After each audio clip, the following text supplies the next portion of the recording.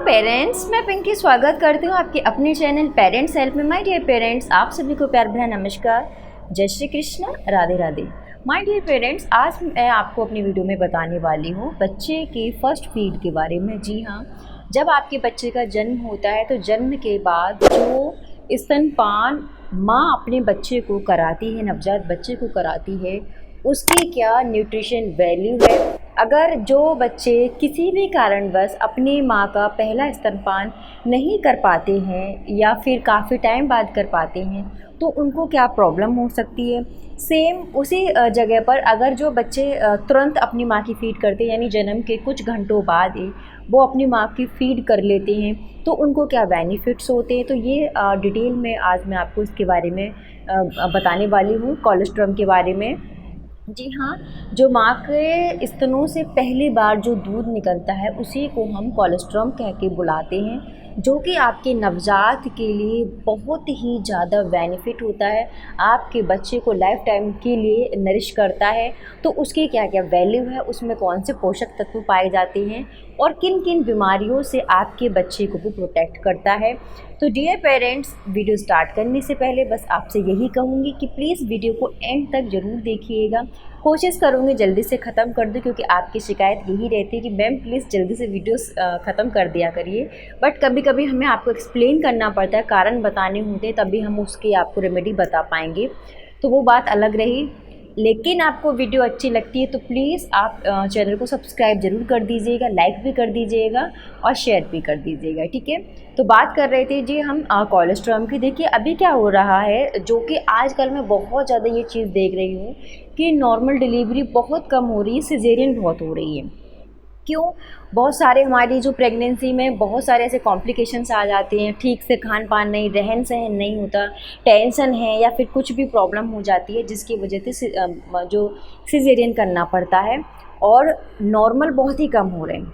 तो सिजेरियन जिनका होता है वो अपने बच्चे को तुरंत दूध नहीं पिला पाते, कहीं कहीं तो 2 दिन बाद, कहीं कहीं 3 दिन बाद वो अपने बच्चे को दूध पिला पाती हैं।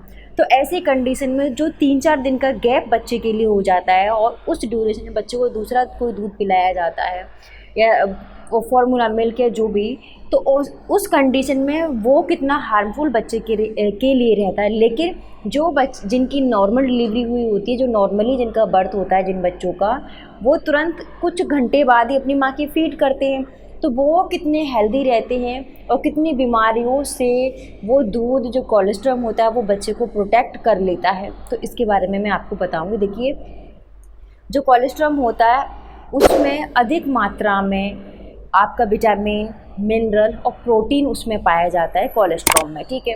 तो जब आप देखेंगे कि अगर आप माँ बन चुकी हैं पहले और आपने अपने बच्चे को फर्स्ट फीड कराया होगा, तो आपके जो ब्रेस्ट से कैसा दूध निकलता है, गाढ़ा दूध निकलेगा, येलो कलर में निकलेगा, और मीन्स उस दूध को बच्चा पीकर बहुत सारी जो परेशानियाँ उसको बर्थ के बाद होती है उनसे वो प्रोटेक्ट होता है। देखिए उसमें कौन कौन से तत्व और मिनरल्स पाए जाते हैं। जो कॉपर है, जिंक है, कॉपर जिंक उसमें पाया जाता है, जैसे कि मैंने बताया उसमें मिनरल्स पाए जाते हैं। तो कॉपर और आपका जिंक बच्चे की बोन और बच्चे के जो ब्रेन होता है उसके डेवलपमेंट के लिए बहुत ही ज़्यादा अच्छा होता है। यानी आप अपने बच्चे को तुरंत फीड कराते हैं जन्म के बाद, कुछ मीन्स घंटों बाद, तो ये बच्चे के ब्रेन के लिए और बच्चे के बोन्स के लिए भी बहुत ज़्यादा वर्क करता है। साथ ही साथ इसमें मैग्नीशियम पाया जाता है, जो कि बच्चों के बोन्स के लिए स्पेशल होता है, बच्चों की बोन्स को मजबूत करने में उनकी मदद करता है। जिन पेरेंट्स के आई साइट को लेकर इश्यूज़ रहते हैं, मीन्स मदर और फादर दोनों की आई साइट्स बहुत वीक हैं, तो ऐसी कंडीशन में अगर आप अपने बच्चे को अच्छी तरह से कोलेस्ट्रॉम मीन्स अपने बच्चे को शुरुआती स्तनपान अच्छी तरीके से करा रही हैं, तो बच्चे को विटामिन ए भरपूर मात्रा में मिलेगा और आई साइट से रिलेटेड कोई भी प्रॉब्लम बच्चे को नहीं होगी। मीन्स उसका विज़न आगे के लिए बहुत ही ज़्यादा स्ट्रॉन्ग रहेगा, बहुत ही ज़्यादा अच्छा रहेगा। इसके साथ ही देखिए, एक बहुत ज़्यादा मेजर प्रॉब्लम बच्चे को हो जाती है, वो है जॉन्डिस की। जी हाँ, स्टार्टिंग के एक वीक के बाद या 3-4 दिन बाद ही नवजात बच्चों को जॉन्डिस हो जाता है, ठीक है। ये आपने सुना होगा बहुत ज़्यादा, अगर आपके साथ ऐसा हुआ होगा, पर्सनली मेरे साथ भी ऐसा हुआ है कि बच्चे को जॉन्डिस जन्म के बाद ही 3-4 दिन बाद या 2-3 दिन बाद बच्चे को जॉन्डिस हो जाता है।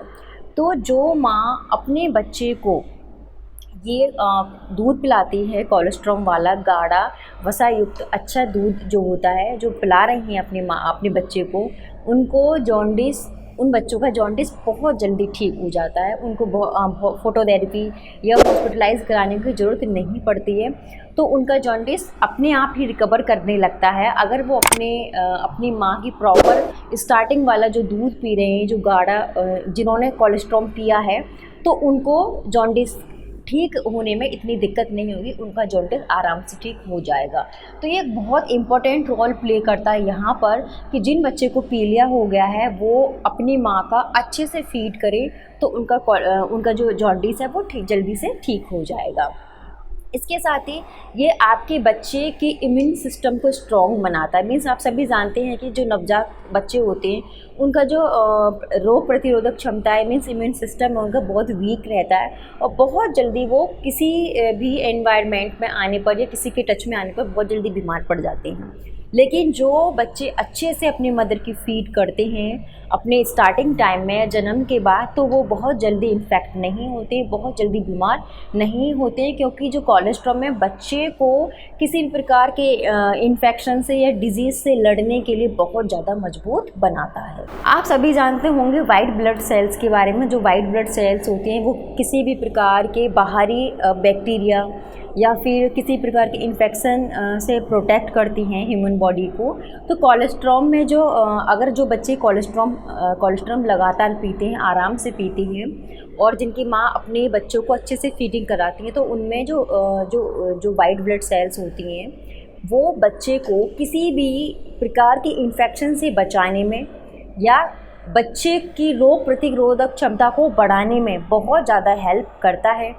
तो ऐसे में मैं यहाँ पर आपको यही पॉइंट्स क्लियर करूँगी कि प्लीज़, अगर आपका चाहे नॉर्मल डिलीवरी हुई हो चाहे आपकी सिजेरियन हुई हो, आप अपने बच्चे को जन्म देने के 3-4 घंटे या 5-6 घंटे बाद या उसी दिन हर हालत में अपने बच्चे को फीड कराएं।